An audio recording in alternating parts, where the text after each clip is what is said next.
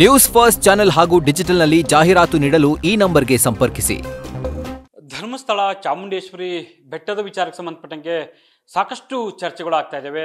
So ಪ್ರತಿಪಕ್ಷಗಳು ಕೂಡ ಸರ್ಕಾರದ ವಿರುದ್ಧ ವಾಗ್ದಾಳಿ ನಡೆಸ್ತಿದ್ದಾವೆ. ಸೊ ಈ ಎಲ್ಲ ಬೆಳವಣಿಗೆ ಬಗ್ಗೆ ಮಾತನಾಡೋದಕ್ಕೆ ನಮ್ಮ ಜೊತೆಗೆ ಕುಣಿಗಲ್ ಶಾಸಕರು ಆಗಿರುವಂತಹ ರಂಗನಾಥ್ ಅವರು ಇದ್ದಾರೆ. ಅವ್ರ ಹತ್ರ ಒಂದಷ್ಟು ವಿಚಾರಗಳನ್ನ ಮಾತಾಡೋಂಥ ಪ್ರಯತ್ನ ಮಾಡೋಣ. ರಂಗನಾಥ್ ಅವರು, ಈಗ ಡಿ.ಸಿ.ಎಂ ಡಿ.ಕೆ. ಶಿವಕುಮಾರ್ ಅವರು ಒಂದು ಚಾಮುಂಡಿ ಬೆಟ್ಟದ ವಿಚಾರವಾಗಿ ಒಂದು ಮಾತನ್ನು ಹೇಳಿದ್ರು. ಇದು ಹಿಂದೂಗಳಿಗಷ್ಟೇ ಸೀಮಿತ ಆಗಿಲ್ಲ, ಎಲ್ಲ ಧರ್ಮೀಯರಿಗೂ ಅನ್ವಯಿಸುವಂಥದ್ದು ಅನ್ನುವಂಥ ಮಾತನ್ನು ಹೇಳಿದ್ರು.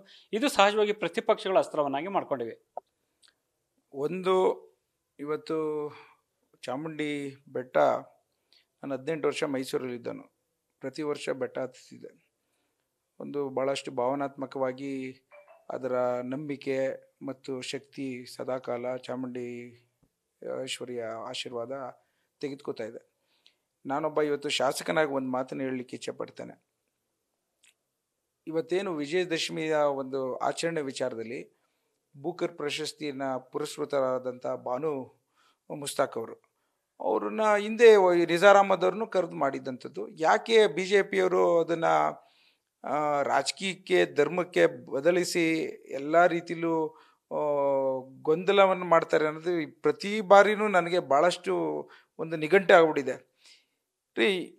ಇಡೀ ಕರ್ನಾಟಕ ರಾಜ್ಯ ಯಾವತ್ತೂ ಈ ಥರದ್ದೆಲ್ಲ ಭಾವನೆಗಳು ನೋಡದೇ ಅಲ್ಲ ರೀ. ಜನರು ಅವ್ರ ಪಾಡ್ಗೆ ಅವ್ರು ಕೆಲಸ ಮಾಡಿಕೊಂಡು ನಮ್ಮ ಸಂಸ್ಕೃತಿನ ಯಾವ ರೀತಿ ಉಳಿಸ್ಬೇಕನ್ನೋ ಒಂದು ಜವಾಬ್ದಾರಿಲಿ ಪ್ರತಿಯೊಬ್ಬರೂ ಭಾಳಷ್ಟು ಸಂತೋಷದಲ್ಲಿದ್ದಾರೆ. BJP ಪಕ್ಷಕ್ಕೆ ನಾನು ಏನು ಹೇಳೋದೋ ಗೊತ್ತಾಗ್ತಿಲ್ಲ. ಏನಾದರೂ ಒಂದು ಧರ್ಮದ ಹೆಸರು ಹೇಳ್ಕೊಂಡು, ಜಾತಿ ಹೆಸರು ಹೇಳ್ಕೊಂಡು ಒಂದು ಸಮಾಜವನ್ನು ಒಡಿಬೇಕು ಅನ್ನೋದು ಒಂದೇ ಕೆಟ್ಟ ದೃಷ್ಟಿ. ಇದು ಒಳ್ಳೆಯದಲ್ಲ. ಇದು ನಾನೊಬ್ಬ ವಿದ್ಯಾವಂತನಾಗಿ ಹೇಳಲಿಕ್ಕೆ ಇಚ್ಛೆ ಪಡ್ತೇನೆ. ಭಾಳಷ್ಟು ಅಮಾಯಕರಿದ್ದಾರೆ, ಅವ್ರನ್ನೆಲ್ಲ ದಾರಿ ತಪ್ಪಿಸೋಂಥ ಕೆಲಸನ BJP ಮಾಡ್ತಾರಲ್ಲ, ಇದಕ್ಕೆ ಶಾಪ ತಟ್ಟುತ್ತೆ ಅನ್ಸುತ್ತೆ ನನಗೇನು. ಅಂದ್ರೆ ಭಾವನಾತ್ಮಕ ವಿಚಾರವಾಗಿ BJP ಅದನ್ನ ಬಳಸ್ಕೊಳ್ತಿದೆ ಅಂತ. ಹೌದು. ಏನು ವಿಚಾರ ಮಾಡಿದ್ರು ಸುಮ್ಮನೆ ಎಲ್ಲದಕ್ಕೂ ಒಂದು ಏನಾರ ಒಂದು ಧರ್ಮದ ಒಂದು ಧರ್ಮ ತಂದುಬಿಟ್ಟು ಮಧ್ಯದಲ್ಲಿ ಇಡೀ ಸಮಾಜವನ್ನು ಭಾಗ ಮಾಡಬೇಕು ಅನ್ನೋದೊಂದೇ ದೃಷ್ಟಿ ಅಷ್ಟೇ, ಇನ್ನೇನಿಲ್ಲ. ಚಾಮುಂಡೇಶ್ವರಿ ಶಾಪ ಅವ್ರಿಗೆ ಇನ್ನೂ ಗೊತ್ತಿಲ್ಲ BJPಯವ್ರಿಗೆ. ಅಂದರೆ BJPಯವರಿಗೆ ಶಾಪ ತಟ್ಟುತ್ತೆ ಅಂತಾನೆ. 100%. ಈ ಥರ ಎಲ್ಲ ಮಾಡಿದ್ರೆ ಯಾವ ದೇವರು ಮನ್ಸಲ್ಲ. ಈ ಸಮಾಜ ಒಂದು ಹೆಲ್ತಿಯಾಗಿ, ಆರೋಗ್ಯಕರವಾಗಿರಬೇಕು, ಸಂತೋಷವಾಗಿರಬೇಕು, ಒಗ್ಗಟ್ಟಲ್ಲಿರಬೇಕು. ಭಾರತದ ಸಂಸ್ಕೃತಿ ಏನು ಹೇಳುತ್ತೆ? ಪ್ರತಿಯೊಬ್ಬರನ್ನ ಕಾಪಾಡೋಂಥ ಜವಾಬ್ದಾರಿ ಇವತ್ತು ಭಾರತ ದೇಶಕ್ಕೆ, ರಾಷ್ಟ್ರಕ್ಕೆ ಇರೋಂಥದ್ದು. ಇವತ್ತು BJPಯವ್ರ ಚಿಂತನೆ ಏನಿದೆ? ಯಾವ ವಿಚಾರದಲ್ಲಿ ಅವ್ರು ಮಾತಾಡ್ತಾರೆ? ಮಾನವೀಯತೆಯೇ ಇಲ್ಲ ಅವ್ರಿಗೆ. ಎಲ್ಲರೂ ಇವತ್ತು ಅವರು ಏನಂತಾರೆ, ಹಿಂದೂಯಿಸಮ್ ಅಂದ್ರೆ ಏನು? ಪ್ರತಿಯೊಂದು ಧರ್ಮವನ್ನು ಕಾಪಾಡೋಂಥ ಶಕ್ತಿ ಇರೋದೇ ಹಿಂದೂಯಿಸಮ್ಗೆ. ಪ್ರತಿಯೊಬ್ಬರನ್ನು ವಿಶಾಲ ಹೃದಯದಲ್ಲಿ ತೆಗೆದುಕೊಂಡು ಹೋಗೋದು ಭಾರತಾಂಬೆಯ ಒಂದು ಆಶೀರ್ವಾದ ಇರೋಂಥದ್ದು ನಾವು ದಿನ ಬೆಳಗ್ಗೆ ಚಿಕ್ಕದ್ರಿಂದ ಓದಿದ್ದೀವಿ. ಇವರೇನು ಮಾಡ್ತಾ ಇದ್ದಾರೆ? ಸಮಾಜವನ್ನು ಒಡಕು ಮಾಡಿ ಭಾಗ ಮಾಡ್ತಾ ಇದ್ದಾರೆ. ಇದು ಒಳ್ಳೆಯದಲ್ಲ. ಇದು ಭಾಳಷ್ಟು ಜನ ಸೂಕ್ಷ್ಮವಾಗಿ ನೋಡ್ತಾ ಇದ್ದಾರೆ. ಎಷ್ಟು ದಿನ ಅಂತ ಇದನ್ನು ಕ್ಯಾರಿ ಮಾಡ್ತಾರೆ? ಏನಾಗ್ತಿದೆ BJPಯವ್ರಿಗೆ? ಯಾರು ಹೇಳೋರಿಲ್ವಾ? ಇದು ನನ್ನ ಅನಿಸಿಕೆ ಪ್ರಕಾರ ಅವರು ಇದನ್ನು ನಿಲ್ಲಿಸಬೇಕು. ಸಮಾಜದಲ್ಲಿ ಒಂದು ಸಂಯಮ ಕಾಪಾಡ್ಕೊಂಡು ಒಂದು ಹಾರ್ಮೋನಿ ತರಬೇಕು. ಅವ್ರ ಜವಾಬ್ದಾರಿ ಏನಿದೆ ಅಂತಂದರೆ ಎಲ್ಲರೂ ಒಗ್ಗಟ್ಟಾಗಿ ತೆಗೆದುಕೊಂಡು ಹೋಗೋಂಥ ಜವಾಬ್ದಾರಿ ವಿರೋಧ ಪಕ್ಷದ ಎಲ್ಲ ನಾಯಕರಿಗೂ ಅವ್ರ ಜವಾಬ್ದಾರಿ ಇದೆ. ಅದನ್ನು ಜನರು ಅಪೇಕ್ಷೆ ಪಡ್ತಾರೆ. ಇವತ್ತು ಎಷ್ಟೊಂದು ಜನಕ್ಕೆ ಬಡಸ್ತನ ಇದೆ, ಎಷ್ಟೊಂದು ಜನಕ್ಕೆ ಕಷ್ಟ ಕಾರ್ಪಣ್ಯಗಳಿದೆ. ಜನರು ಅದನ್ನು ನಿರೀಕ್ಷೆ ಪಡ್ತಾರೆ, ಅದ್ರ ಬಗ್ಗೆ ಮಾತಾಡಿ, ಅದ್ರ ಬಗ್ಗೆ ಸಮಸ್ಯೆಯನ್ನು ನಿವಾರಿಸಿ ಅಂತ. ಇವತ್ತು ಅವ್ರು ಏನು ಮಾಡ್ತಾ ಇದ್ದಾರೆ?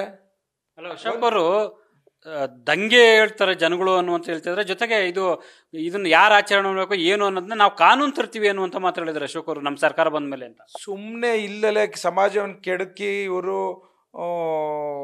ಸಮಾಜವನ್ನು ಒಡಕು ಮೂಡಿಸೋಂಥದ್ದು, ಪ್ರಚೋದನೆ ಹೇಳಿಕೆ ಕೊಡುವಂಥದ್ದು, ಧರ್ಮವನ್ನು ಮಧ್ಯದಲ್ಲಿ ತರೋದು, ಈ ಥರದ್ದೆಲ್ಲ ಒಳ್ಳೇದಲ್ಲ. ಇದು ರೀ. ಯಾರೂ ಜನ ಸಾಮಾನ್ಯರು ಸದ್ಯ ನಮಗೆ ಜೀವನದಲ್ಲಿ ಬದುಕು ಕಟ್ಕೊಂಡು ಹೋಗ್ಬೇಕು, ಅದರಿಂದ ಸರ್ಕಾರದಿಂದ ಸಹಾಯ ಆಗಬೇಕು, ಸರ್ಕಾರ ಎಲ್ಲ ಕೆಲಸಗಳು ಮಾಡಬೇಕು ಅನ್ನೋದು ಅಪೇಕ್ಷೆ ಪಡ್ತಿರೋ ಹಿನ್ನೆಲೆಯಲ್ಲಿ ಇವರು ಸುಮ್ಮನೆ ಬ್ಯಾಡದರದ ಕಾಂಟ್ರವರ್ಸಿ ಮಾಡ್ಕೊಂಡು ಹೋಗ್ತಿರೋಂಥದ್ದು ಸೂಕ್ತ ಅಲ್ಲ, ಒಳ್ಳೇದಲ್ಲ. ಈಗ ಡಿ.ಕೆ. ಶಿವಕುಮಾರ್ ಹೇಳಿಕೆಯವ್ರ ಬಗ್ಗೆ ಕೂಡ ಕುಮಾರಸ್ವಾಮಿ ಮಾತನ್ನು ಹೇಳ್ತಿದ್ದಾರೆ. ಸೊ ಒಂದು ಹೈಕಮಾಂಡ್ ಎಚ್ಚರಿಕೆ ಹಿನ್ನೆಲೆಯಲ್ಲಿ ಅವರು ಈಗ ಸೈಲೆಂಟ್ ಆಗಿದ್ದಾರೆ ಅನ್ನುವಂಥ ಮಾತು ಹೇಳ್ತಿದ್ದಾರೆ. ನಾನು ಅವ್ರನ್ನೇ ಕೇಳ್ಬೇಕು, ನೀವು ಕುಮಾರಸ್ವಾಮಿ ಅವ್ರನ್ನ. ಅವ್ರ ಹೇಳಿಕೆಗಳಿಗೆ ನಾನು ಅದಕ್ಕೆ ಸ್ಪಂದಿಸೋಕೆ ಹೋಗಲ್ಲ. ಇವತ್ತು ನಾನು ಒಂದು ಮಾತು, ನಮ್ಮ ಸರ್ಕಾರ ಜನರ ಒಂದು ಹಿತವನ್ನು ಕಾಪಾಡೋಂಥ ಚಿಂತನೆಯಲ್ಲಿ ಹೋಗ್ತಾ ಇರೋಂಥದ್ದು ಭಾಳಷ್ಟು ನಮಗೆಲ್ಲ ಸಮಾಧಾನ ತಂದಿದೆ. ನಾನು ಅದಕ್ಕೆ ಕೆಲದಕ್ಕೂ ಕಾಮೆಂಟ್ಸ್ ಮಾಡ್ಕೊಂಡು ನಾನು ಕಾಂಟ್ರವರ್ಷಿಯಲ್ ಸ್ಟೇಟ್ಮೆಂಟ್ಸ್ಗಳ್ನ ಪುನಃ ಆ ಥರ ಅಂದರು ಈ ಥರ ಅಂದರು ಅಂತ ಕೇಳೋಕ್ಕೆ ನನಗೂ ಟೈಮ್ ಇಲ್ಲ. ನಮ್ಮ ಕೆಲಸದ ಏನಿದ್ರು ಬಡವ್ರ ಜೊತೆ ಮಿಂದು ಅವರ ಸಮಸ್ಯೆಗಳನ್ನು ಆಲಿಸಿ ಅವ್ರು ಸ್ಪಂದಿಸೋಂಥ ಒಂದು ಚಿಂತನೆಯಲ್ಲಿ ಬಂದಿದ್ದೀವಿ. ಅಷ್ಟಕ್ಕೆ ಮಾತ್ರ ಸೀಮಿತ ಅಂತ ಹೇಳಲಿಕ್ಕೆ ಇಚ್ಛೆಪಡ್ತೀನಿ. ಈಗ ಧರ್ಮಸ್ಥಳ ಚಲವನ್ನ ಈಗ BJP JDS ಎರಡೂ ಮಾಡ್ತಿದ್ದಾವೆ. ನಾವೇ ಮಾಡಿದ್ದೀವಲ್ಲ. ನಾವು ಧರ್ಮಸ್ಥಳಕ್ಕೆ ಎಲ್ಲ ನಮ್ಮ ಮನೆಯೆಲ್ಲ ನಮ್ಮ MLA ಅವರು ಶ್ರೀನಿವಾಸ್ ಅವರು 400 ಕಾರುಗಳಲ್ಲಿ ಹೋಗಿದ್ರು. ನಾನು ಪಾದಯಾತ್ರೆ ಮೂಲಕ ಹೋಗ್ಬೇಕು ಅಂತಿದ್ದೆ, ಬಟ್ ನಾನು ಕಾರಲ್ಲಿ ಹೋಗ್ಬಿಟ್ಟು ಆಶೀರ್ವಾದ ಪಡ್ಕೊಂಬರ್ತೀನಿ, ಮಂಜುನಾಥನ ಆಶೀರ್ವಾದ ಪಡ್ಕೊಂಬರ್ತೀನಿ.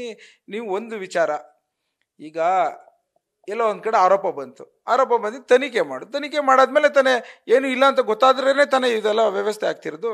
ನಮಗೆಲ್ಲ ಸಂತೋಷ ಏನಂದರೆ ಮಂಜುನಾಥ ಭಗವಂತ ಇವತ್ತು ಇಡೀ ಒಂದು ನಮ್ಮ ಭಾರತದ ರಾಷ್ಟ್ರವನ್ನೇ ಕಾಪಾಡೋಂಥ ಒಂದು ಶಕ್ತಿ ಇದೆ.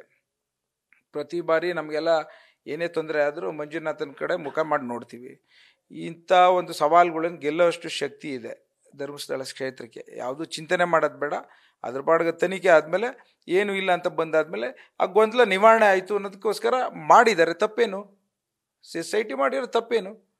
ಎಲ್ಲ ಒಂದು ಕಡೆ ಒಂದು ಇಶ್ಯೂಸ್ ಬಂತು, ಆರೋಪ ಬಂತು, ಆರೋಪಕ್ಕೆ ತನಿಖೆ ಮಾಡಿದ್ರು. ಅದಕ್ಕೆ ಯಾಕೆ ಇವರು ಸುಮ್ಮನೆ ಅದನ್ನು ಪ್ರಚೋದನೆ ಹೇಳಿಕೆ ಕೊಡ್ಕೊಂಡು ಹೋಗೋಂಥ ಅವಶ್ಯಕತೆ ಇಲ್ಲ. ನಾನು ಅವಾಗ ಹಿಂದಿನ ಸಲ ಹೇಳಿದೆ, ನಾನು BJPಯವರು ಶಾಸಕರಿಗಿಂತ ಕಾಂಗ್ರೆಸ್ಸಿನ ಶಾಸಕರು ಭಾಳಷ್ಟು ಜನ ಭಕ್ತಾದಿಗಳಿದ್ದಾರೆ. ನಮ್ಮ ತಾಲೂಕಿನಲ್ಲೇ ಸಾಕಷ್ಟು ಜನ ಭಕ್ತಾದಿಗಳು, ಮನೆಗೆ ಒಬ್ಬೊಬ್ರು ಹೋಗ್ತೀವಿ. ಅಂದರೆ ಭಾವನಾತ್ಮಕ ವಿಚಾರಗಳೇ ರಾಜಕೀಯ ಪಕ್ಷಗಳಿಗೆ ಅಸ್ತ್ರ ಆಗ್ತಿದೆಯಲ್ಲ ಅಂತ. ಅದನ್ನೇ ಇವ್ರು ಏನು ಮಾಡ್ತಾವ್ರೆ, ಕೆಲಸ ಮಾಡ್ತಾ ಇಲ್ಲ, ಜನರಿಗೆ ಸ್ಪಂದಿಸ್ತಾ ಇಲ್ಲ, ಜನರ ಸಮಸ್ಯೆ ಕೇಳ್ತಾ ಇಲ್ಲ. ಇವರು ಎಲ್ಲನೂ ಬರೀ ದಿನ ಬೆಳಗ್ಗೆ ಇದ್ದರೆ ಏನಾರ ಒಂದು ಕಾಂಟ್ರವರ್ಷಿಯಲ್ ಸ್ಟೇಟ್ಮೆಂಟ್ ಹೊಡೆದ್ಬಿಟ್ಟು ಅದನ್ನು ಸರ್ಕಾರಕ್ಕೆ ಮುಜುಗರ ಮಾಡಬೇಕು ಅನ್ನೋ ದಾರಿ ಹುಡುಕ್ತಾವ್ರೆ. ಅದಕ್ಕೆ ಒಂದು ದೊಡ್ಡ ಟೀಮ್ ಇದೆ. ಏನು ಹೆಂಗೆ ಪ್ರಚೋದಿಸಬೇಕು, ಒಬ್ರು ಹೇಳಿಕೆ ಕೊಡಬೇಕು, ಆ ಹೇಳಿಕೆನ ಹೆಂಗೆ ಉದ್ದ ಮಾಡಬೇಕು, ಅಗಲ ಮಾಡಬೇಕು, ಹೆಂಗೆ ಅದನ್ನು ಟೀಕೆ ಟಿಪ್ಪಣಿ ಮಾಡೋಕ್ಕೆ ಇಷ್ಟನ್ನೇ ಮೀಡಿಯಾ ಬಳಸ್ಕೋತಾರೆ, ನಿಮ್ಮನ್ನು ಬಳಸ್ಕೊತಾ ಇದ್ದಾರೆ. ಸೊ ನಾನು ಅದಕ್ಕೆ ಟ್ರ್ಯಾಪ್ ಹಾಕಿ ರೆಡಿ ಇಲ್ಲ. ನಾನು ಈಗ RSS ಗೀತೆ ವಿಚಾರಕ್ಕೆ ಸಂಬಂಧಪಟ್ಟಂಗೆ DCM DK ಶಿವಕುಮಾರ್ ಅವರು ಕ್ಷಮೆ ಕೇಳಿದ್ದಾರೆ. ಅದು ಕೂಡ ಸಾಕಷ್ಟು, ಅಂದರೆ RSS ಆಗಿರ್ಬೋದು, ಈ ಚಾಮುಂಡಿ ಬೆಟ್ಟ ಹೇಳಿಕೆ ವಿಚಾರಕ್ಕೆ ಸಂಬಂಧಪಟ್ಟಂಗೆ DK ಶಿವಕುಮಾರ್ ಅವರ ಹೇಳಿಕೆಗಳು ಸಾಕಷ್ಟು ಚರ್ಚೆ ಆಗ್ತಿದೆ ಇತ್ತೀಚೆಗೆ. ಅದು ಚರ್ಚೆ ಮುಕ್ತಾಯ ಆಯ್ತಲ್ಲ, ಪುನಃ ನಾನೇ ಕಮೆಂಟ್ ಮಾಡಲಿ? ಸೊ ಇವತ್ತು ಏನಿದ್ರು ನಮ್ಮ ಆಲೋಚನೆ ಸರ್ಕಾರದ ಚಿಂತನೆ, ಜನರ ಸಮಸ್ಯೆ ಸ್ಪಂದಿಸೋಂಥ ದಿಕ್ಕಲ್ಲಿ ಹೋಗಬೇಕು. ನಾವ್ಯಾರು ಮಾತಾಡ್ಕೂಡ್ದು, ನಮ್ಮ ಕೆಲಸ ಮಾಡೋಣ ಅಂತೇಳಿ ನಾನು ಇವತ್ತು ನಿಮ್ಮ ಮೂಲಕ ನಾನು ಕೇಳ್ಕೊತೀನಿ ಎಲ್ಲರನ್ನು. KN ರಾಜಣ್ಣವ್ರು ಹೇಳ್ತಿದ್ರೆ ನಮಗೊಂದು ನ್ಯಾಯ ಅಥವಾ DK ಶಿವಕುಮಾರ್ ಅವ್ರಿಗೊಂದು ನ್ಯಾಯನ ಅಂತ ಪ್ರಶ್ನೆ ಮಾಡ್ತಿದ್ದಾರೆ. ನಮಗಾದ್ರೆ ಕ್ಷಮೆ ಕೇಳೋಕ್ಕೂ ಅವಕಾಶ ಇಲ್ದಿದ್ದಂಗೆ ಇದು ಮಾಡಿದ್ದಾರೆ, ಬಟ್ DK ಶಿವಕುಮಾರ್ ಅವರಿಗೆ ಕ್ಷಮೆ ಕೇಳುವಂತಹ ಸಂದರ್ಭಗಳು ಕೂಡ ಕೊಟ್ಟಿದ್ದಾರೆ ಅಂತ. KN ರಾಜಣ್ಣವರು ಹಿರಿಯ ರಾಜಕಾರಣಿಗಳು, ನಮ್ಮ ಜಿಲ್ಲೆಯ ಹಿರೀಕರು. ನಾನು ಅದ್ರ ಬಗ್ಗೆ ಜಾಸ್ತಿ ಕಾಮೆಂಟ್ ಮಾಡ್ಲಿಕ್ಕೆ ಹೋಗಲ್ಲ. ಅದೇನು ಯಾವ ಕಾರಣಕ್ಕಾಯಿತು ಅಂತ ಹೈಕಮಾಂಡ್ ಅವ್ರು ತೆಗೆದುಕೊಂಡಂಥ ನಿರ್ಧಾರಕ್ಕೆ ನಾವು ಪ್ರಶ್ನೆ ಮಾಡೋಕ್ಕಾಗಲ್ಲ. ಇದನ್ನು ನಾನು ಮಾತಾಡೋದು ಸೂಕ್ತ ಅಲ್ಲ, ಇದು ಅಪ್ರಸ್ತುತ ನನ್ನ ವಿಚಾರದಲ್ಲಿ. ಇದಿಷ್ಟು ಕೂಡ ಶಾಸಕರಾಗಿರುವಂತಹ ರಂಗನಾಥ್ ಅವರ ಸ್ಪಷ್ಟವಾದ ಮಾತುಗಳು. ಕ್ಯಾಮ್ರಾ ಪರ್ಸನ್ ಬೈರೇಶ್ ಜೊತೆ Harish Kakul, news first Bengaluru. News first ನಿರ್ಭೀತಿಯಿಂದ ನಿಮ್ಮ ಪರವಾಗಿ.